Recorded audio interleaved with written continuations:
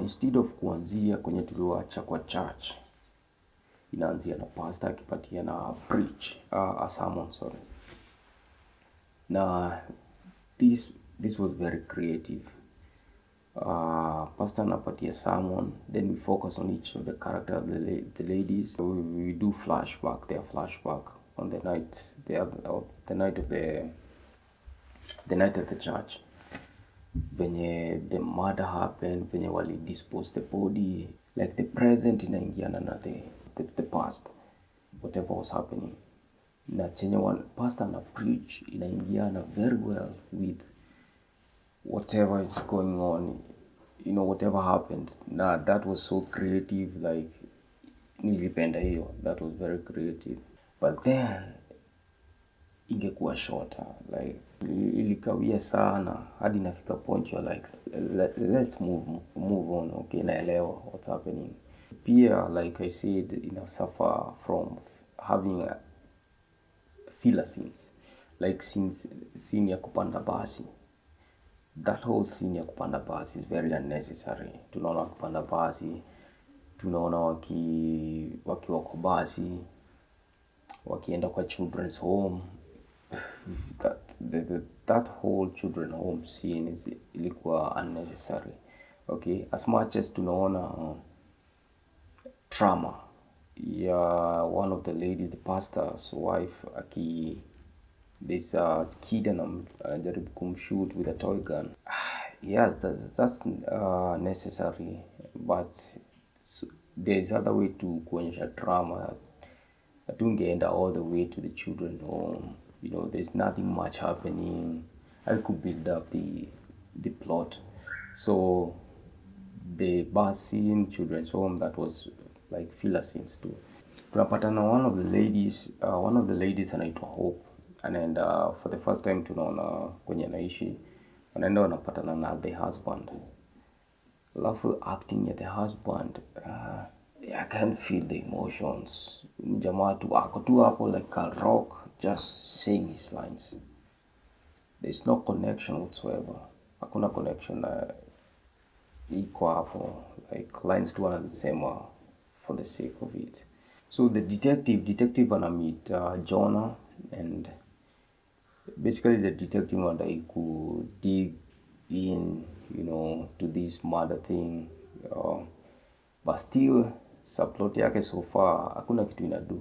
Hakuna venye inasaidia, because hakuna much tuna learn from that meetup and everything. So there's another scene of Esther looking for the coffin. Esther anaenda kubai coffin, na that whole scene sikupata essence yake. Again, it's another scene iliona ni kama just another filler scene. Haina much going on.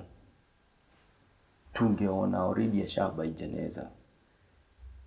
So kama tutaenda hadi kwenye coffin so uziwa, then better mean something. Ama hiyo scene last just very short, but sasa the thing ni ina last for a very long time na hakuna much you are learning from it.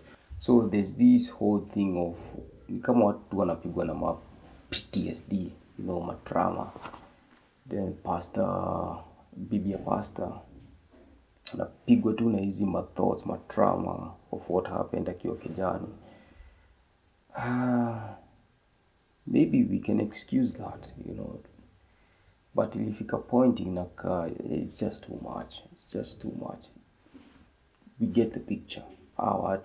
They have the trauma. Whatever they did in our traumatized. But let's not tusiende mbali. If in any case basi kama tutaonyeshana trauma yao, then let's go deep. What consequences, like very hard consequences whatever they did, is it trauma? Because tu zina happen. Zikifanyikia mtu mmoja, we already get the picture. Ama zifanyikia wote, but just very short. Shinde tukirudi huko tena. Talks where Ruth is the pastor's wife.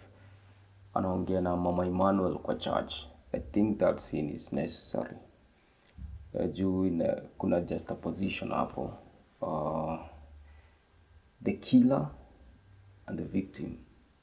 So hiyo nilipenda, wako kwa church, you know, hiyo nilipenda, that was very good hapo hivyo.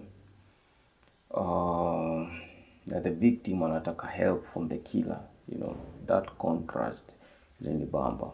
Then the detective does a raid kwa one of the areas, the main goon Kane anaoperatia, hampati but anapata like wasi wanamfanyia kazi. Then this is at the same time tunaonyeshwa Jonah like having sex, you know, there's a sex scene.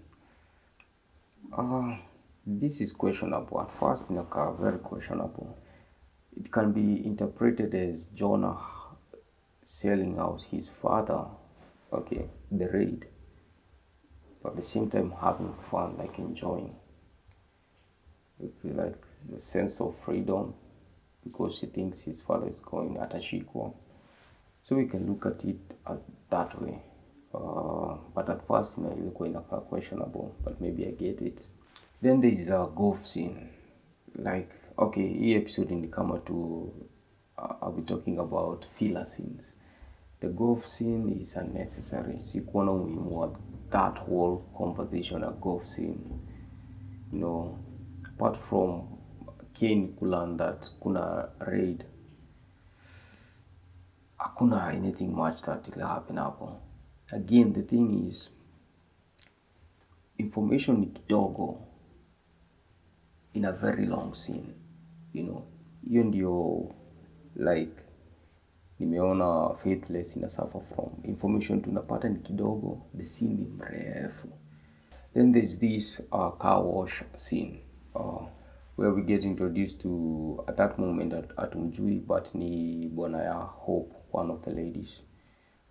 So basically gari yake ndio ilitumika, bibi yake alitumia, wakaweka mwili hapo with the church ladies, wakaweka mwili wakaenda wakaitupa, so iko na damu kwa boot.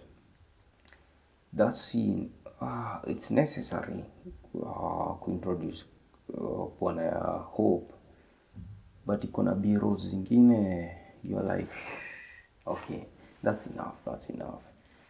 We can go straight to washing kidogo, alafu pata damu, and then that's it. So the thing pia again is, information ni kidogo, scene ni mrefu. Yeah, so kuna B-rolls zinachapwa hapo mingi. Hadi sasa inakupull out from the show. You're like, okay, I get what's happening. Gari inaoshwa. So venye episode 3 inaisha ni Kane, the main goon, ako kwa gari, and then anasema tuko na snitch, and then inaisha. That's no way to end an episode. As in, hakuna stakes hapo, you know. The episode 3 is just focusing on the drama of the ladies. Now, I didn't see the way it moves the plot forward, okay. In a focus on just the drama of the ladies, and that's it. And it's full of filler scenes, a lot of filler scenes, okay. So in every episode, maybe looking at these 3 storylines: the detective, the ladies, and the goon. So far hapa tumedeal tu na the ladies. So what about this in this episode? So what about the other 2 storylines? Detective imekufa, the goon pia imekufa. So that's it about episode 3. I don't know what you guys think.